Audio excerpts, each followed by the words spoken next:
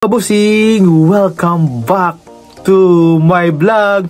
So for today's video nga mga kabusing, ang pag-uusapan natin ngayon ay ang kakatapos lang na Reina Hispano-Americana 2025 mga kabusing. Kaya meron ng winners at kung sino yan mga kabusing. So before anything else is nice ko muna kayong batiin na magandang umaga, magandang tanghali, magandang gabi. At syempre, dito sa bansang Bahrain is hating gabi na nga mga kabusing.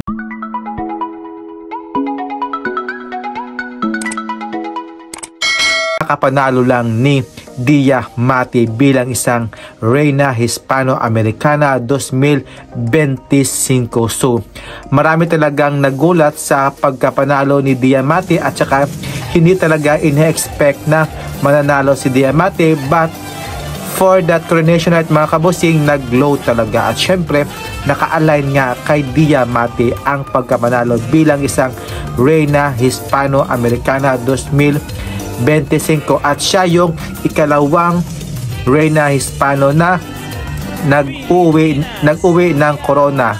At syempre yung una nga dyan nag-Reina Hispano-Americana ay si Winwin Marquez at nasundan ngayon ng pambato natin na si Dia Mati at siya nga ang kinoronahan bilang isang Reina Hispano-Americana 2025 mga kabosing. So una pa lang yan mga kabosing sa kanyang pa-arrivals is kitang-kita mo talaga na nag-glow talaga si Dia Mati at syempre sa kanyang doon sa Bolivia is lagi talaga siyang pasok at syempre paborito talaga siya ng organization mga kabosing when it comes sa kanyang kindness, sa kanyang pagsasalita as Espanyol mga kabosing.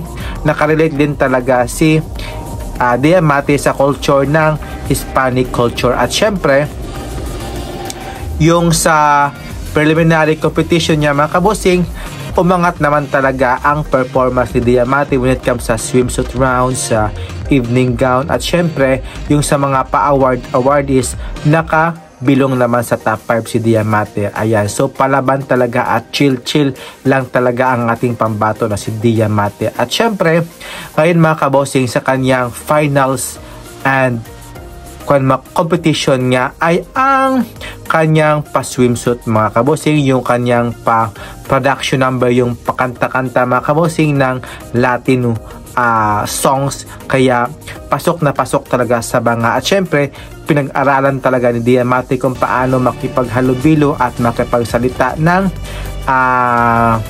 Espanyol mga kabosing. At syempre tayo rin is naka-adapt din tayo ng yung mga lingwahe na magkapareho talaga ng ating Pilipino at sa Espanyol na salita mga kabosing na 1, 2, 3, 4 at syempre yung mga iba talaga na kwarta, 4 ganun mga kabosing magkahawig talaga syempre. At yung mga sa preliminary mga kabosing at sa finals round yung si Dia Mati talaga yung sa swimsuit round, grabe todo bigay talaga siya sa kanyang pa swimsuit round at syempre kumabog talaga ang Dia Mati when it comes sa pasarela. Sumasabay talaga siya at syempre na-apply niya talaga kung ano yung tinuro sa kanya ni CJ Opiasa bilang isang kanyang trainer mga kabosing. Kitang-kita mo talaga yung galawan niya na mala CJ Opiasa din nga ang kanyang galawan sa swimsuit round. May pa twirl siya, may pahawi ng buhok. Lahat talaga is ina-apply niya talaga kung ano yung natutunan niya kay CJ Opiasa. At syempre yung sa evening gown talaga ni Dia Mati sobrang ganda din mga kabosing. Basta si Rian Fernandez talaga ang gumawa ng gown, sobrang flawless at plakado talaga at bagay na bagay talaga sa kanya yung gown na mga kabosing. Kahit may pagka hindi siya masyadong katangkaran, at least naidala talaga na ni Dia Mati yung kanyang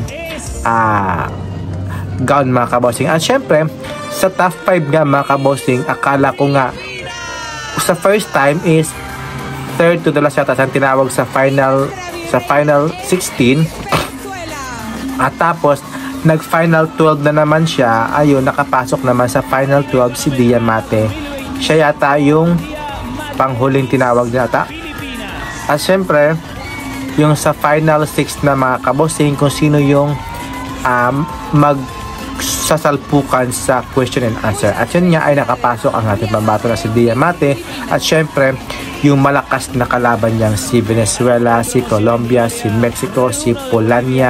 Ayan mga kabosing, grabe, pukpukan talaga ang laban when it comes sa communications at question round mga kabosing. So ayan, umangat din talaga ang communications ni at yung question and answer ni Diamante about sa kindness talaga. Yung magkapareho sila nagkapareho tayo ng Hispanic culture, like sa kindness, sa mga sa church mga kabosing.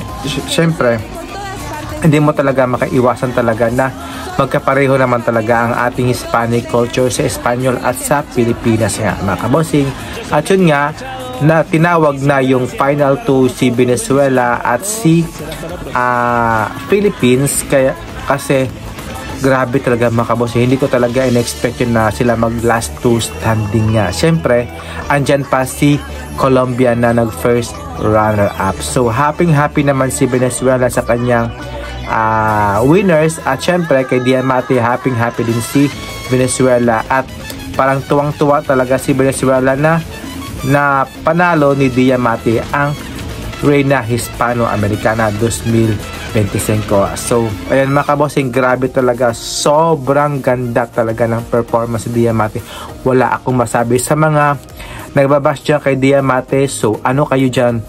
Tayo naman is lahat naman ginagawa naman natin yung mga best para lang manalo, pero depende talaga yan sa destiny or kung naka-align talaga sa'yo yung that night. Pero si Diamante talaga sobrang ganda niya doon in that night, at gumuglow talaga si Diamante. Kitang-kita mo naman sa kanyang performance, sa kanyang galawan, na sobrang saya talaga at nag-enjoy talaga si Diamante sa kanyang performance. So kay Diamante, congratulations and thank you for watching mga kabosing, and see you in my next vlog. Bye bye, keep safe and have a nice day po. Congratulations Diamante, at syempre kay Arnold Vigafreya. Yung marami na siyang naipanalo sa mga minor pageants like yung Face of Beauty, Universal Woman, at syempre kay si Jeff Piazza na nag first runner up, at ngayon kay yung sa Reina Hispano-Americana na si Diamante, at inuwi na nga ang corona. So maraming salamat, at thank you for watching and have a nice day po. Keep safe, subscribe please mga kabosing.